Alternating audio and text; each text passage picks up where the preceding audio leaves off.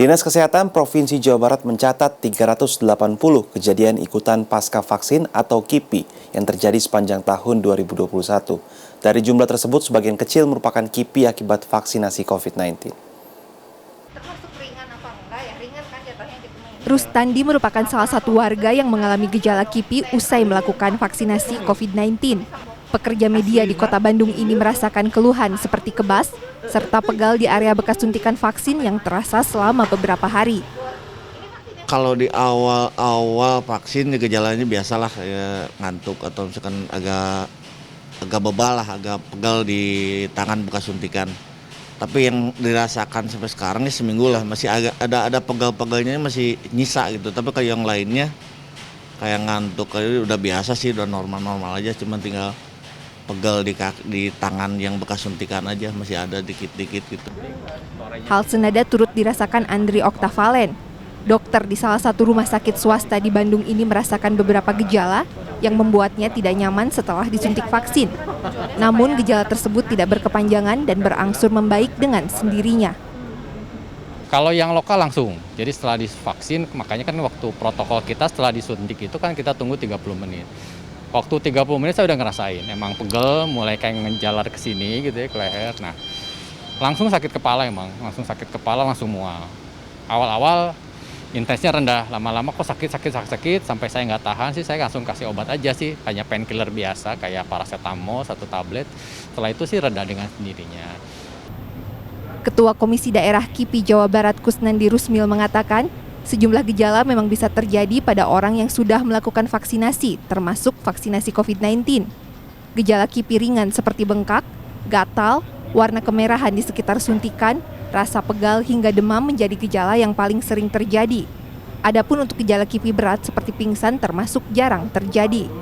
Rata-rata, gejala KIPI ringan akan hilang dengan sendirinya. Sedangkan jika terjadi gejala KIPI berat, umumnya akan dirujuk untuk mendapatkan perawatan di fasilitas kesehatan. Makanya itu akan diobservasi 30 menit ya. Ditolong dulu, nanti dikirim ke rumah sakit yang terdekat, ke emergensi atau gimana gitu loh. Ya, tapi sekali lagi, kejadian berat itu mungkin datang dari 1 juta 1 orang sampai pingsan. Jadi kejadian lebih ringan tentu lebih sering, kalau merah-merah jadi lebih sering. Saya katakan tadi, kalau yang timbul merah-merah dalam uji klinis itu kurang lebih sekitar 5%. Ya, 3-5%. Berdasarkan data Dinas Kesehatan Provinsi Jawa Barat, sepanjang tahun 2021 tercatat ada 339 kasus KIPI ringan dan 41 kasus KIPI serius yang terlaporkan. Data ini merupakan kasus KIPI dari berbagai jenis vaksinasi, bukan hanya vaksinasi COVID-19 saja. COVID sebenarnya nggak banyak ya. Kalau saya ini lihat di laporan, itu kurang lebih ada 19 ya. 19 kasus, tapi memang didominasi oleh KIPI yang ringan. Jadi 19 kasus ini masih dilaporkan oleh beberapa kabupaten kota, itu hanya yang mengeluhkan dengan gejala-gejala yang ringan. Ya, kalau kita lihat ada yang katanya ngantuk, ya, ada yang kemerahan di tempat suntikan. Jadi tidak ada yang gejala serius.